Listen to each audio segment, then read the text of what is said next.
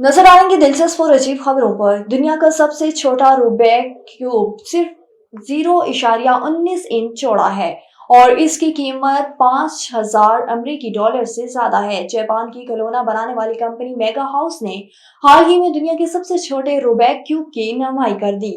Aluminium का ये cube सिर्फ 0.19 इंच फी साइड है और इसकी वजन सिर्फ 0.33 ग्राम है। इसकी कीमत $5,320 है। रूस में एक शौकिया बागबान अलेक्जेंडर चोसोफ ने 817 किलोग्राम वजनी कद्दू उगाकर कौमी रिकॉर्ड कायम कर दिया। आलमी खबर रसा अदारे के मुताबिक अलेक्जेंडर चोसोफ ने ये रिकॉर्ड 13 सितंबर को रूस के कदीम तरीन नबातातिक बाग में मुनक्किदा तकरीब में बताया। इस कद्दू के बारे में कहा जाता है कि इसका वजन एक बैल के बराबर है। मुंतजिम के मुताबिक इससे कबल रूस का सबसे वजनी कद्दू 771 किलोग्राम का था।